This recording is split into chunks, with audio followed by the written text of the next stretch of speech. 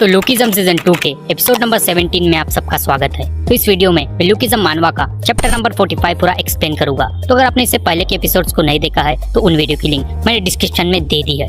तो पिछले चैप्टर में हमने देखा था यह हेमिन मीरा के ऊपर बैठकर उसे टॉर्चर कर रहा होता है, लेकिन तब भी पीछे से वेयर हाउस का दरवाजा खुलता है जहाँ में जैक नजर आता है। अब आगे तो चैप्टर के स्टार्टिंग में हम जैक को देखते हैं जो मीरा को इस हालत में देख के काफी ज्यादा गुस्सा हो जाता है और यह एकदम से हेमिन के ऊपर अटैक करने आगे बढ़ता है। यह हेमिन जैक को ऐसे आते समझ जाता है कि जैक कोई नॉर्मल फाइटर नहीं है। यह हेमिन जैक से पूछता है क्या तुम अकेले आए हो, लेकिन तब भी जैक यह हेमिन के ऊपर बिना सोचे समझे अटैक कर देता है, जो जैक की काफी बड़ी गलती थी क्योंकि यह हेमिन अपने एक लो किक से जैक का पूरा बैलेंस बिगाड़ देता है, जिसे देख जैक भी काफी ज्यादा हैरान रह जाता है और अपने मन में सोचने लगता है क्या एक लो किक, अरे नहीं इसने तो मेरी कमजोरी को पकड़ लिया। तो यहाँ हमें बताया जाता है कि जो एक बॉक्सर है वो अपना सारा वेट अपने फ्रंट फुट पर रखता है, इसलिए जब कोई उसके पैरों पे अटैक करता है तो उसको उस अटैक से काफी ज्यादा डैमेज पड़ता है। लाइक जैसे यह जैक के साथ हुआ, हम देखते क्या हेमिन जैक को अपने दोनों हाथों से पकड़ता है और अपने थाइस से यह जैक के ऊपर अटैक करने लगता है। यह जैक भी समझ जाता है कि हेमिन मुथाई नाम की टेक्निक का यूज कर रहा है, इसलिए जैक अपने मन में सोचने लगता है अरे नहीं मैं तो यहाँ फंस चुका हूँ, मैंने अपना डिस्टेंस भी गवा दिया, अब शायद मुझे किसी अलग ही तरह की बॉक्सिंग का यूज करना पड़ेगा। हम देखते कि यह जैक अपने उसी पोजीशन में हेमन के ऊपर अटैक करने आगे बढ़ता है और अपने पंच से हेमन के ऊपर अटैक कर ही रहा होता है कि तब भी हेमन ये जैक के पंच को देख लेता है और एकदम से जैक की पूरी बॉडी को पलट देता है और कहता है ना बेटे इतनी आसानी से तो नहीं। हम देखते कि यह जैक हेमन को मारने की कई नाकामयाब कोशिश करता है, लेकिन उसका असर हेमन के ऊपर कुछ भी नहीं होता। या हम देखते कि जैक फिर से हेमन के ऊपर अपने पंच से अटैक करने आगे बढ़ता है, लेकिन तब भी हेमन अपने दोनों हाथों से यह जैक का सर नीचे दबाने लगता है। यह जैक अपने मन में सोचने लगता है कि मुझे कुछ समझ नहीं आ रहा, आखिर कैसे स्किल का यूज कर रहा है। यह जैक अपने मन में कहता है पता नहीं मैं कुछ कर भी नहीं पा रहा और ना मैं अपने डिस्टेंस का फायदा उठा पा रहा हूँ। जैक ये सब सोच ही रहा होता है कि तब भी हेमिन यह जैक से कहता है तो अच्छा तुम अपने सर को बचा रहे हो। तब भी हेमिन अपने थाइस की मदद से जैक के ऊपर अटैक करता है, जिस अटैक से जैक की कुछ पसलियां भी टूट जाती है। यहाँ पे जैक को काफी ज्यादा दर्द हो रहा था। तभी हेमिन यह जैक से कहता है तुम्हारी पसलियां अब जरा इसे संभालो। यह जैक अपने दोनों हाथों से उस जगह को प्रोटेक्ट कर रहा होता है जिस जगह पे हेमन ने अटैक किया था, लेकिन तब भी हेमन यह जैक से कहता है लेकिन तुम्हारा फेस।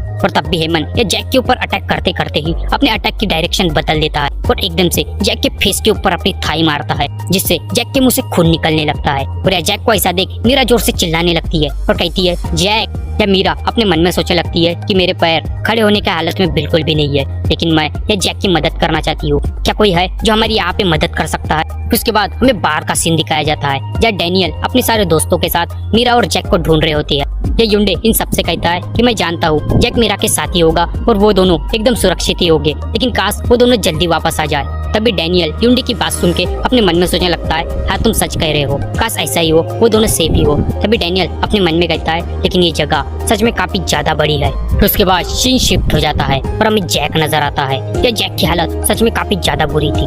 हम यह जैक को खून से पूरा भरा हुआ देखते हैं। तभी हेमिन यह जैक से कहने लगता है तुम्हारे दोनों हाथ और पसलियां पूरी टूट चुकी है, लेकिन फिर भी तुम खड़े हो। हाँ तुम एक बॉक्सर हो ना, लेकिन तुम्हारे दोनों हाथ तो टूट चुके हैं, अब तुम क्या करोगे। यह हेमिन जैक से ये भी कहता है चिंता मत करो, मैं इसे काफी जल्दी खत्म कर दूंगा। यह जैक अभी भी अपने मन में सोच रहा होता है कि मुझे काफी दर्द हो रहा है, लेकिन मैं अभी इस हालत में हार नहीं मानना चाहता, लेकिन मेरा शरीर सच में काफी ज्यादा डाउन फील कर रहा है। लेकिन मैंने अगर अभी इस हालत में हार मान ली तो पता नहीं मीरा के साथ क्या होगा। यह जैक को अभी भी मीरा की काफी ज्यादा फिक्र हो रही थी। तभी हेमिन यह जैक से कहता है ये सब खत्म करने के लिए एक लो किक कैसे रहेगी। तो भाई यह जैक की हालत इतनी ज्यादा बुरी थी, अगर हेमिन यह जैक को एक लो किक भी मार देता तो जैक का खेल यही पे खत्म हो जाता। यह हेमिन जैक के ऊपर अपनी लो किक से अटैक करने के लिए आगे बढ़ता है, लेकिन तभी कोई पीछे से हेमिन की किक को पकड़ लेता है और हेमिन को पकड़ने वाला और कोई नहीं खुद हमारा मोटा वाला इंस्ट्रक्टर होता है। यह हेमिन इस मोटे को देख के काफी ज्यादा शॉक हो जाता है और अपने मन में कहता है क्या, लेकिन ये तो हलने की हालत में बिल्कुल भी नहीं था। लेकिन तब भी हेमिन इस मोटे वाले इंस्ट्रक्टर के साइड में दिखता है, जब हेमिन को रियलाइज होता है कि इंस्ट्रक्टर यह घिसटते घिसटते आया था।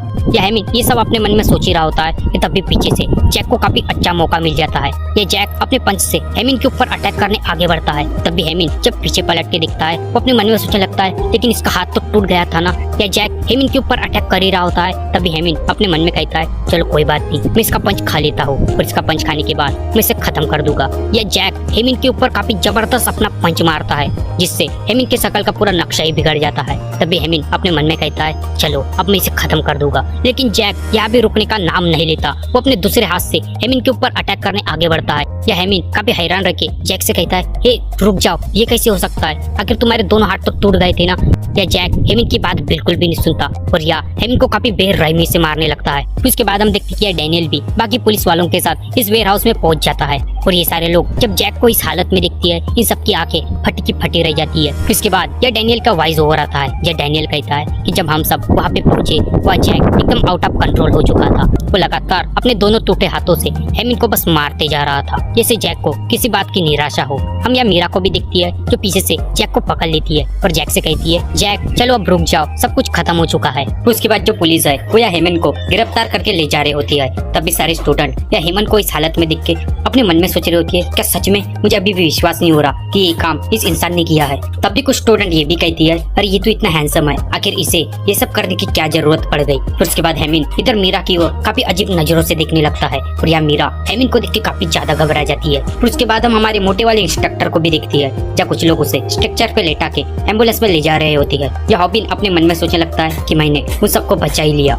या कुछ स्टूडेंट हॉबिन को देख के हॉबिन का मजाक उड़ाने लगती है और कहती है जरा इसे देखो, इसने उन सबको बचाया है। तभी उसका दोस्त उससे पूछता है क्या सच में, जरा इसे देखो, मुझे तो यही क्रिमिनल लग रहा है, मुझे ऐसा लग रहा है जैसे पुलिस इसे ही अपने साथ ले जा रही है। या ये दोनों बच्चे हॉबिन का मजाक उड़ा रही होती है। तभी इनकी बातें वह जैक सुन लेता है। फिर जैक एकदम गुस्से में इन दोनों स्टूडेंट की तरफ देखने लगता है और कहता है जरा फिर से कहना। ये दोनों बच्चे जैक को इतना गुस्से में देख काफी ज्यादा घबरा जाती है और वह हॉबिन से माफी मांगने लगती है। तभी जैक इन दोनों स्टूडेंट से कहता है तुम अपना मुंह सोच समझ के खोला करो।